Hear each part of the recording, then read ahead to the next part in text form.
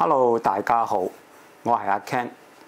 咁上一條片咧就講到咧，教大家點樣去驗血裏邊兩個指標，就去反映你個心血管，即係患心血管嗰個機率。咁啊，其中一個就係 homocysteine， 咁啊，另外一個咧就叫 SD-LDL。咁其實我講呢兩樣嘢咧，其實好多嘅醫生同埋即係研究人員已經，即係其實好多人咧已經知道呢兩個指標咧係直接影響你嗰個心血管疾病嘅。咁我今次咧就想介紹一位咧就 YouTuber， 咁我都有 follow 開佢嘅。咁佢個名咧就叫做 Ken Berry， 係美國嘅一位家庭醫生。佢除咗係家庭醫生之外咧，就亦都到處去講解正確嘅醫療概念同埋知識。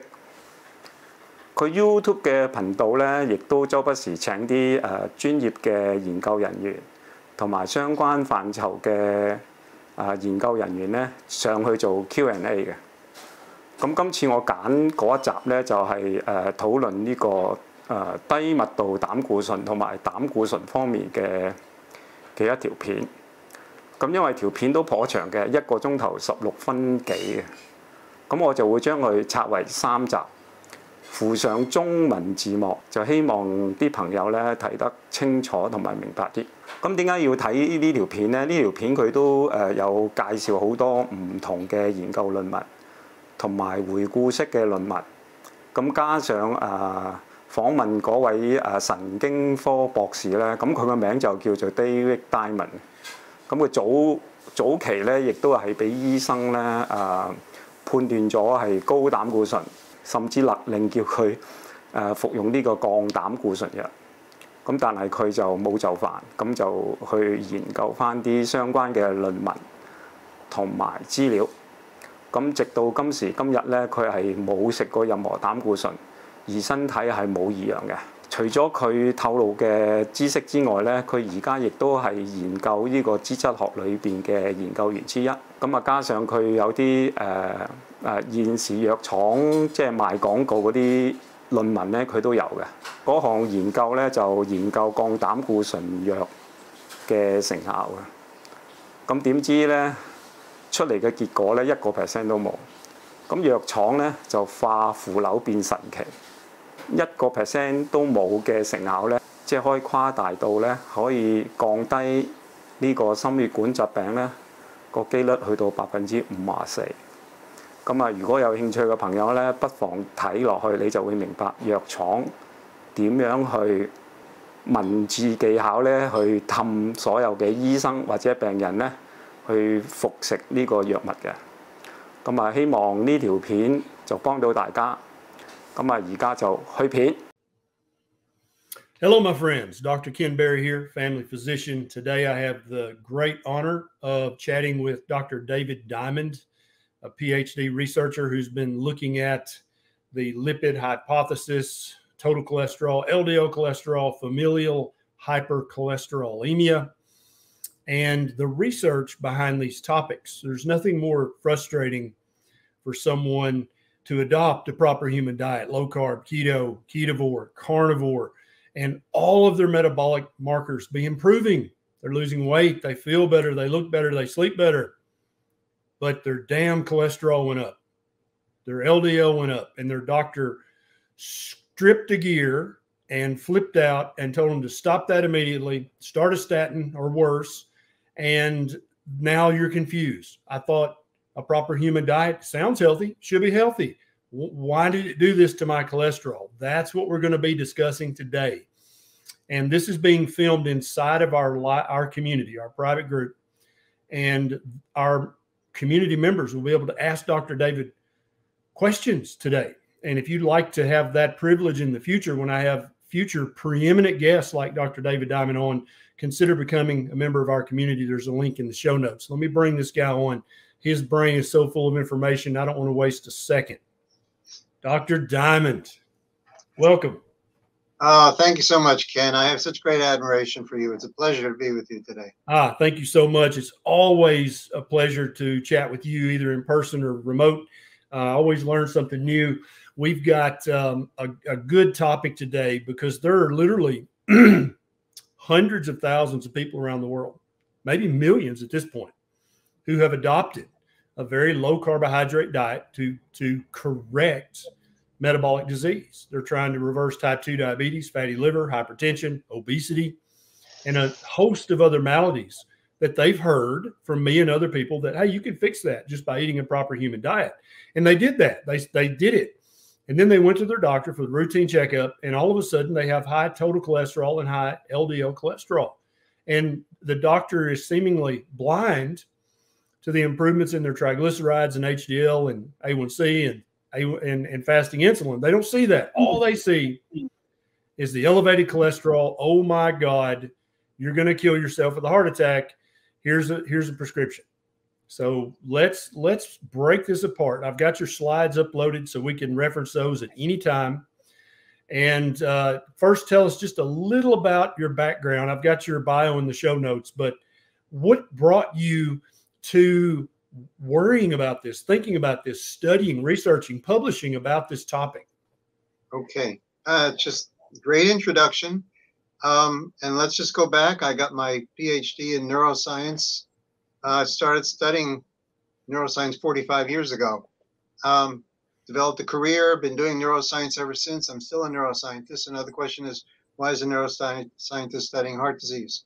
25 years ago, I looked to get some health insurance, some life insurance, got a blood test, and I was put in one of the highest levels of concern for having a heart attack. And in fact, here I showed you a little bit about a blood test of mine. And in fact, here it was 1999. I was put in such a high risk category. You look at my triglycerides at 771, my HDL, which is circled by my doctor there, and my HDL at 34. Anybody familiar with these lipids knows that that's extremely dangerous. You don't want your triglyceride to HDL ratio to be more than 2. So mine was over 2, was 23. And I added in this slide some of the notes by my doctor, in which he's repeatedly urging me to come in to talk about it, to get on some medication. You see, one recommended meds is the patient agreeable. And for the first decade in which I had these extremely high cholesterol-related lipids, I thought I could beat it. I went to the American Heart Association website, basically said low-fat diet, exercise, and for almost a decade, that's what I tried. I knew a lot about the brain, but very little about heart disease. And all that happened was my triglycerides went higher and I got fatter. Ultimately, I decided, listen, I know biology. I got to study this for myself. I read the papers, I read books, I read textbooks, and realized the reason why my triglycerides were so high was because I was eating too many carbs. I was patting myself on the back for eating the bread without the butter, but turns out it was the bread, potatoes, and ice cream. Cut back on the carbs, my triglycerides plummeted, HDL rose. That was great. Well, then once my triglycerides dropped, then you could actually see my cholesterol level, which is kind of hidden when you have such high triglycerides. And my LDL was extremely high. My doctor at that point, this is around 2007, demanded I go on medication, which included statins. And of course, being a neuroscientist, I didn't know much about statins. So again, I went to the textbooks, read the papers, and realized that high LDL is really not something to be concerned about, that in fact, very healthy people have very high LDL. I refused to take the statins. I've never taken the medication for the triglycerides or the cholesterol. And so here it is now 25 years later when I'm first diagnosed as being at high risk for heart disease. At this point now, I publish research. Cardiovascular disease is now my second career. And I have the pleasure to share what I've learned both with you online and in my lectures at the conferences. Sort of a very quick summary of how we got here today. Yep. And I think that's the case for many healthcare practitioners and researchers in a quest to fix your own health. All of a sudden, you're very interested in this. You learn some things, and then you want to share it with the world. Right. So I applaud you for that. And that's very similar to my story as well. So I'll pull up your slides and we can jump to any slide. If you want to skip through, that's fine. If you want to hit everyone, that's fine. You just let me know. Well, I think the first slide I think is really useful. I don't know if you have that one there, which is about familial hypercholesterolemia? Yep, I've got it right here. This is so incredibly important because this is in which people have a genetic anomaly and they have astronomically high cholesterol, specifically LDL cholesterol, because of impaired binding of the cholesterol to the LDL receptor. And so you have extremely high cholesterol, and a subset of these people do have heart attacks when they're young. And this is a very important paper, which is there are about a half a dozen papers like this that say, well, wait a second. I mean, people with extremely high cholesterol still have a very healthy life. They live a very long, normal life. So there's clearly something wrong. When I read this paper, I said, there's something wrong with the way people are talking about high cholesterol. And so, in fact, the next one is an ancient study. It's really interesting. If you go to the next slide, people say, well, that's an old study, as if science has some kind of expiration date. I mean, It's a real valid study. This is a modern study. And what's really important is when you look at what is actually significant. And so that slight increase early in life is not statistically significant. And it is important to recognize that a small subset of people with this disorder do have heart attacks when they're young. And we can get into why that happens. But this is the most important finding. When you look at people who are in their 70s, and these are people with astronomically high cholesterol, they have a lower rate of death compared to the general population. So what this graph is showing is that 1.0 is the rate of death for people in each age group in the general population. So when you look at people in their 70s, 1.0 is the rate of death of people in their 70s. Well, the people with extremely high cholesterol have a significantly lower rate of death. And why is that? Because cholesterol is so important to our health. People with high cholesterol have a lower rate of cancer, non-cardiovascular disease, lower rate of death from infection, and a normal rate of cardiovascular disease. This is information you are not going to get in medical school. You are not going to get from the American Heart Association. And you don't see at conferences in which people learn about, physicians learn about cholesterol. Yep. And let me interject just a few things here, Doctor. First of all, my experience in medical school, we were taught about familial hypercholesterolemia. And we were basically taught that if somebody has that diagnosis, they are screwed. They're going to have an early heart attack. They're going to die early. As a doctor, my only hope was to get them on an aggressive dose of a statin like Zocor or Lipitor and have them eat as essentially a fat-free diet, saturated fat-free, cholesterol-free diet, and then just cross your fingers and pray to God because they're still probably going to die very, very early. But this chart is showing very clearly. So on the left-hand side of 1.0, that's just the rate of death for anybody at that age. That's just the average age of death. And so congratulations to everyone watching this who's 50 years of age or older and you have high cholesterol, because you can see as we move across, your rate of death is lower than somebody with normal cholesterol. And so, and then the lifetime risk on the far right, you actually have a lower risk of dying if you have high cholesterol.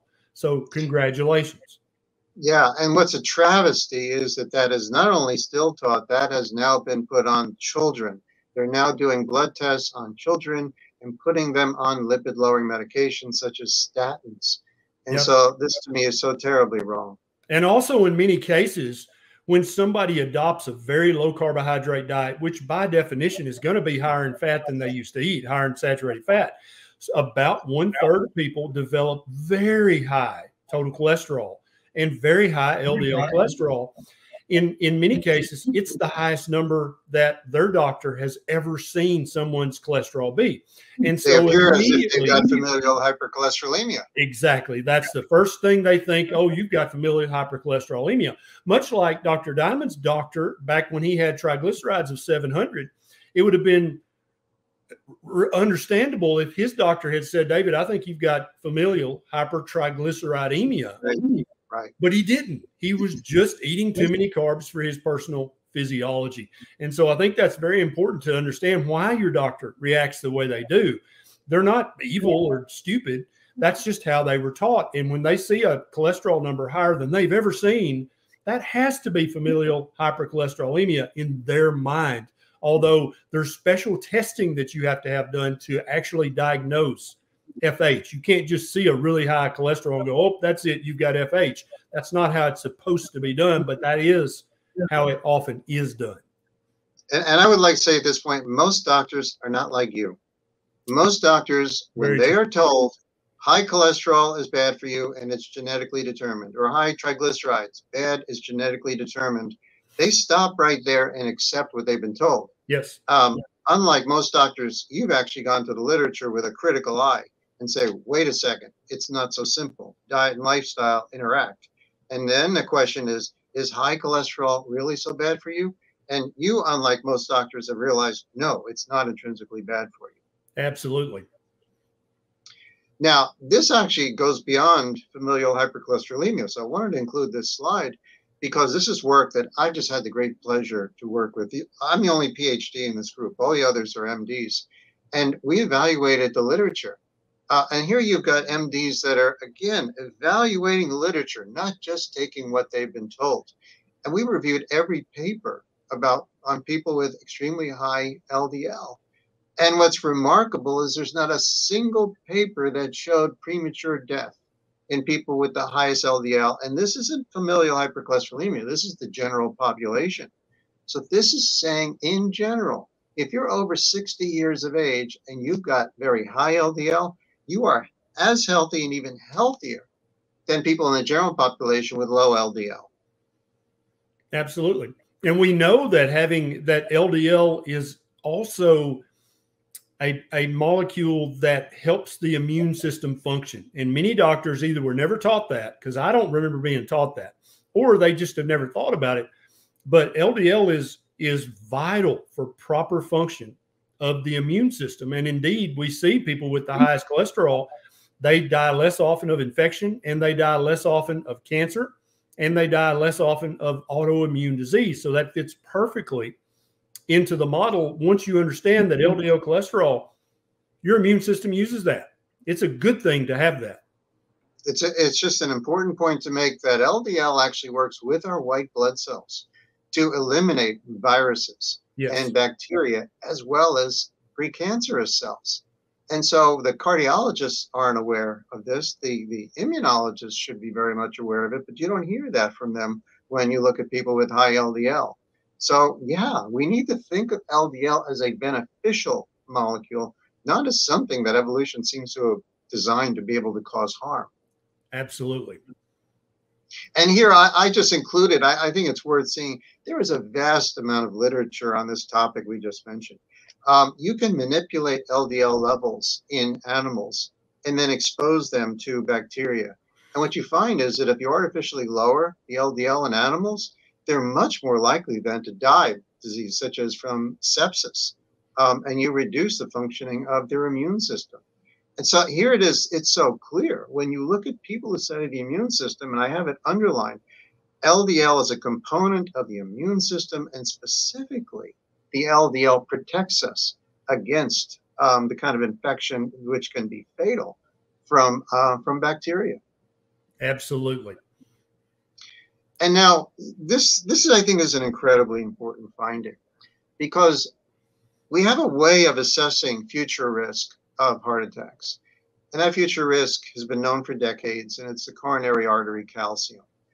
At first, this was ignored to a great extent. For the first decade or so, it was ignored. Why?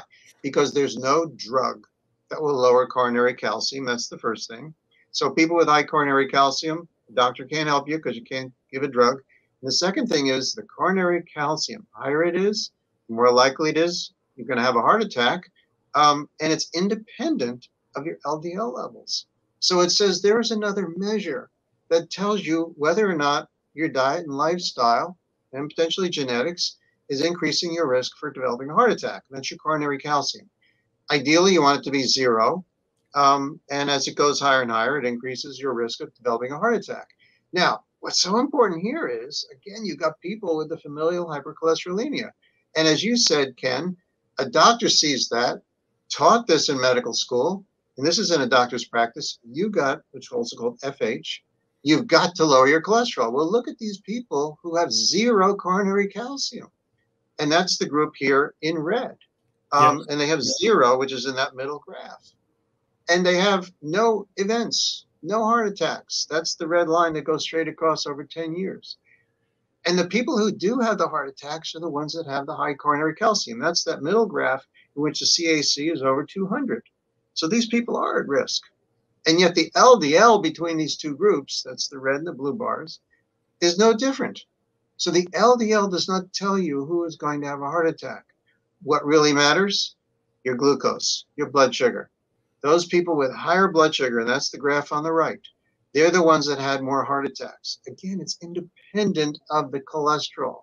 And that's the message I want to get across. And saying it's independent of the cholesterol means that the cholesterol is not the causative agent here. And are you aware, Dr. Diamond, that some doctors are now telling their patients, primary care doctors and cardiologists, are telling their patients that with a high CAC score, oh, you need to be on a statin. That'll help lower your CAC score.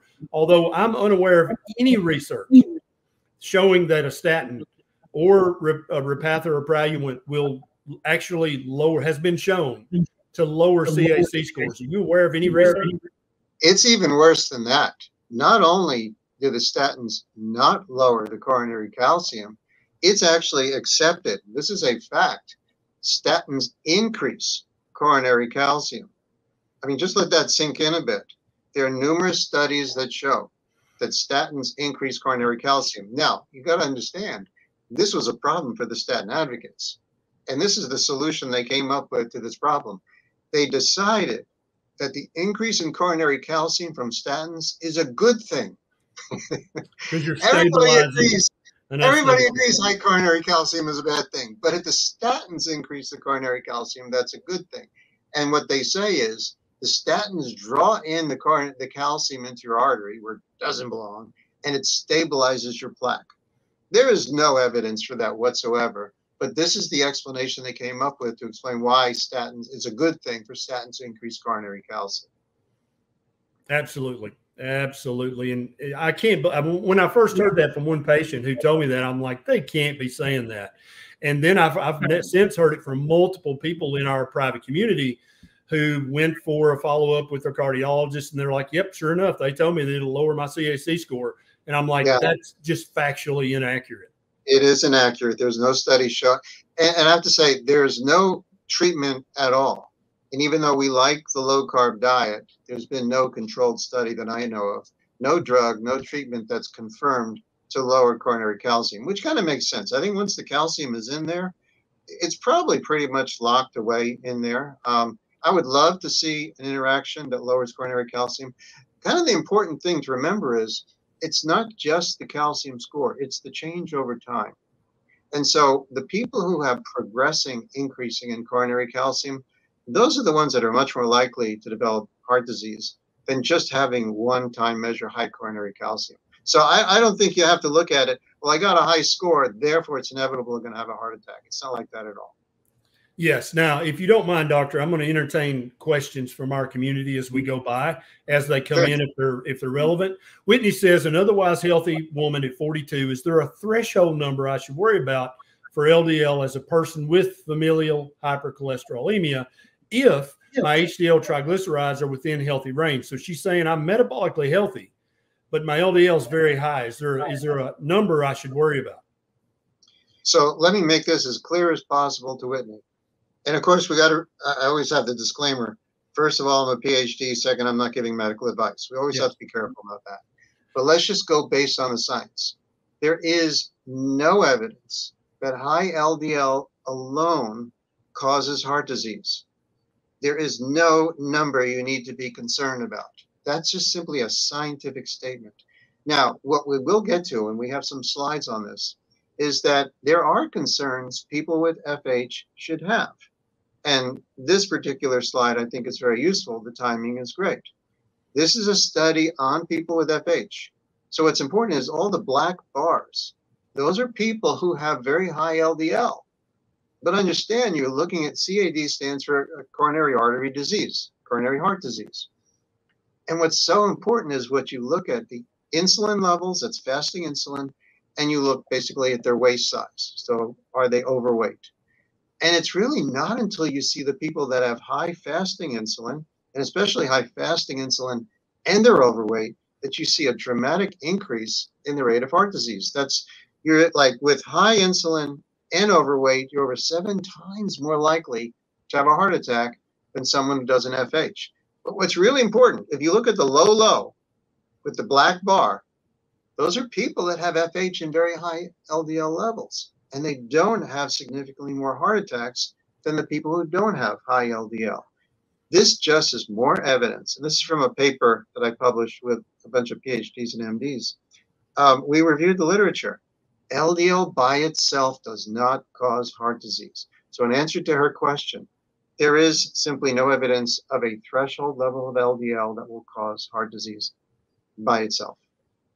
Yes, I totally agree with that. My